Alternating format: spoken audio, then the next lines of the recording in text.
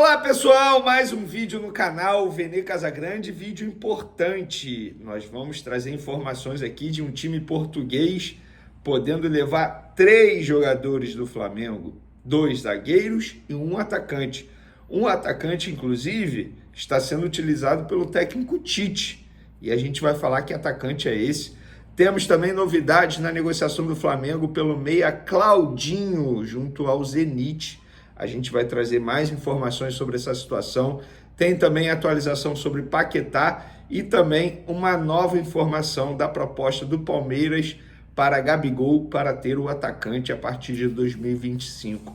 Isso tudo e muito mais no vídeo de agora. Mas antes, galera, um recado da nossa querida parceira KTO, a melhor casa de apostas esportivas do Brasil. Lá você encontra as melhores odds, os melhores mercados, tudo que você precisa para fazer sua fezinha, sua aposta e garantir aquela grana extra. Hoje, terça-feira, já teve jogo da Eurocopa, a Espanha conseguiu passar pela França, tem a Argentina jogando contra o Canadá pela Copa América ainda nessa terça.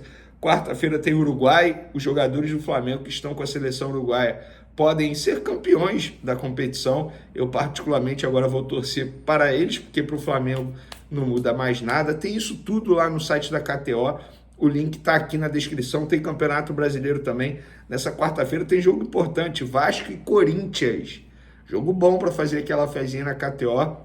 Repito, o link está na descrição, já com código promocional, você não vai nem ter o trabalho de escrever o código, é só clicar e aproveitar bastante. E lembrando que quinta-feira tem Flamengo contra Fortaleza, eu vou fazer minha fezinha no Flamengo, obviamente, e já falo logo o placar, tá? 2-0 Flamengo, pelo menos, essa vai ser minha aposta lá na KTO. Beleza? Vamos para as informações.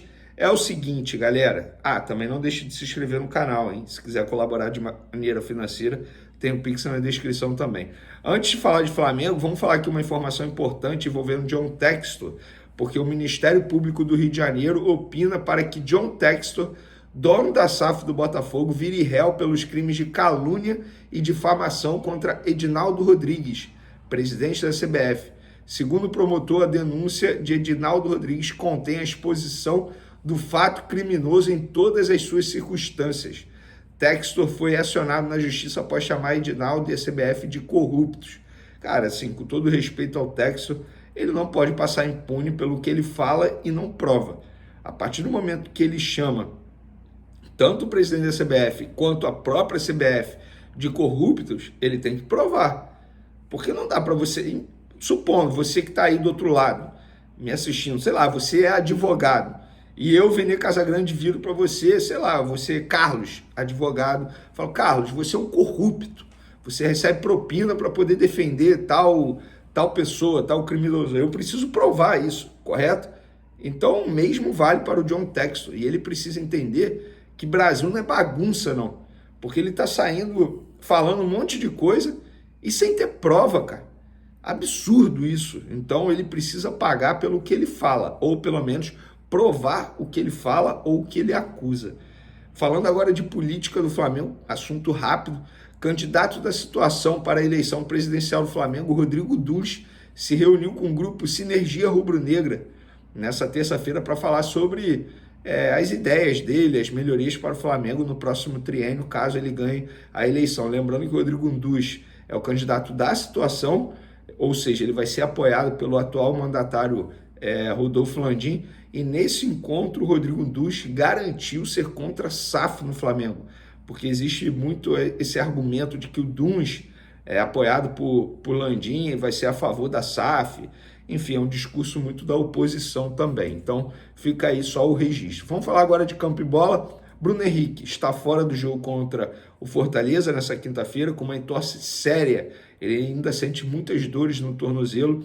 Inclusive, é dúvida para o outro jogo, que só vai ser apenas no dia 20, contra o Criciúma, lá em Brasília. Ele não tem presença confirmada nesse duelo.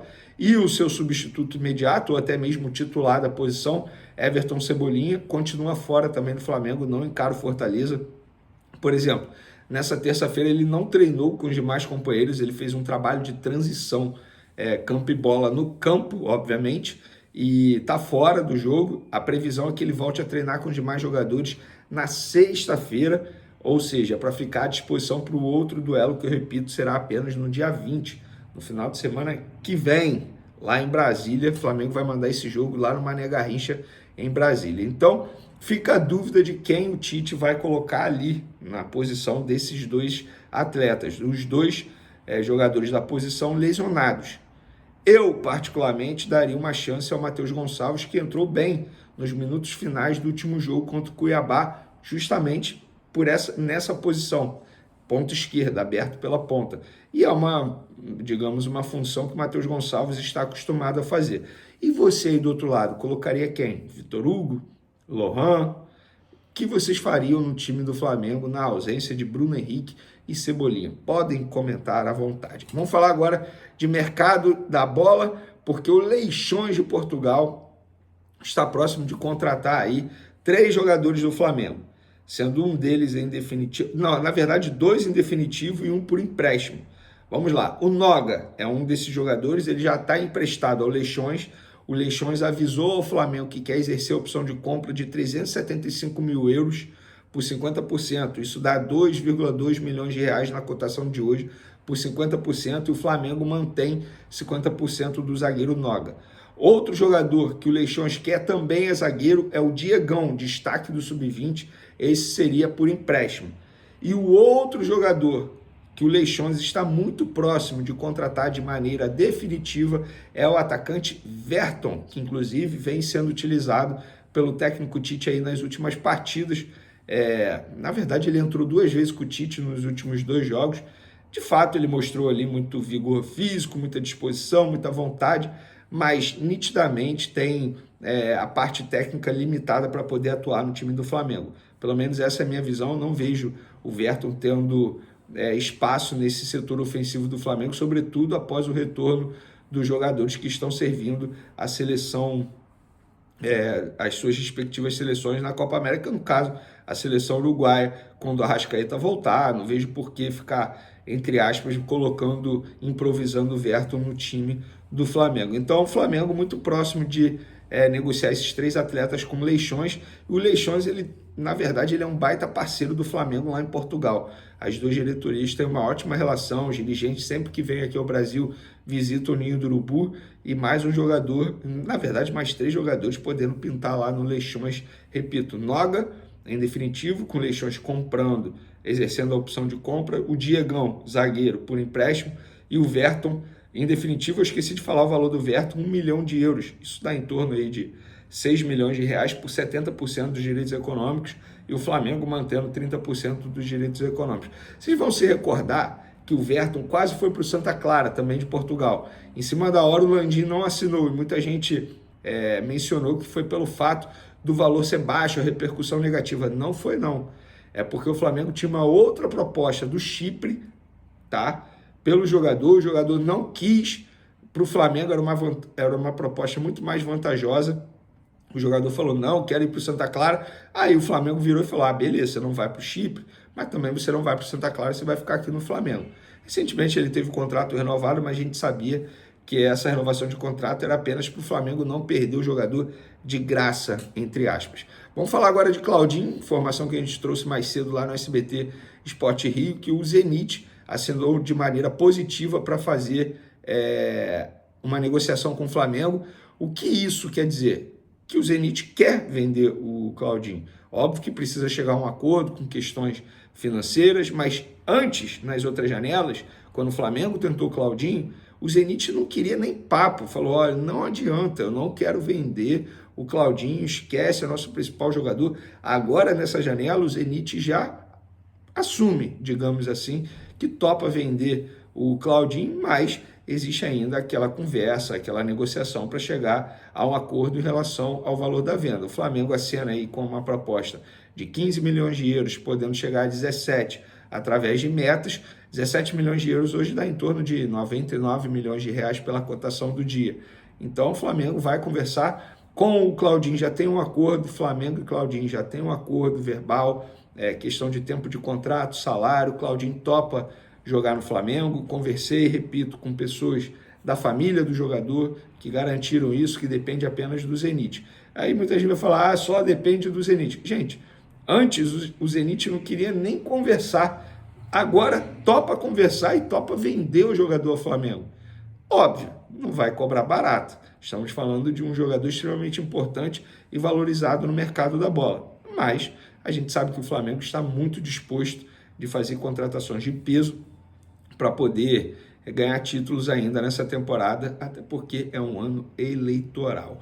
E aí muita gente vai me perguntar, pô, beleza, quer o Claudinho, quer o Paquetá. Em relação ao Paquetá agora, tudo travado, o Flamengo não vai fazer mais nenhum movimento. O Flamengo tentou o empréstimo, o West Ham vetou o empréstimo, veta a venda também, o West Ham não quer se desfazer do jogador, mas o jogador vai conversar com o West Ham para tentar fazer a vontade dele. Enquanto isso, ó, o Flamengo só observa, só de olho, não fará nenhum outro movimento para tentar o Paquetá.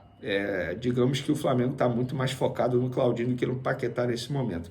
Para finalizar nosso vídeo, uma atualização sobre a proposta do Palmeiras ao Gabigol pela assinatura do pré-contrato. Ontem eu não mencionei, vou mencionar aqui hoje. 4 anos de contrato seria esse vínculo do Palmeiras com o Gabigol a partir de janeiro de 2025, ou seja, teoricamente o Palmeiras negocia com o jogador valor de luvas, pagamento de salário, tempo de contrato e não paga nada ao Flamengo. Ele não vai chegar de graça ao Palmeiras se ele for, porque obviamente o Gabigol vai pedir muito em relação a luvas, mas a vantagem que o Palmeiras tem em não negociar compensação financeira com o Flamengo é que pode negociar com o jogador, por exemplo, eu não estou falando que será isso, 30 milhões de reais de luvas. O Palmeiras pode diluir esse valor durante o tempo do contrato. Isso é normal, tal como o Flamengo fez com o Guerreiro, por exemplo. Quando o Guerreiro chegou ao Flamengo, foi, entre aspas, livre, de graça. Mas aí o Flamengo diluiu o valor das luvas durante o pagamento do salário dele durante o tempo de contrato. Então é isso, pessoal. Essas são as informações de momento. Espero que vocês tenham gostado. Continue acompanhando o canal Vene Casagrande. Um beijo para vocês, forte abraço. Fui!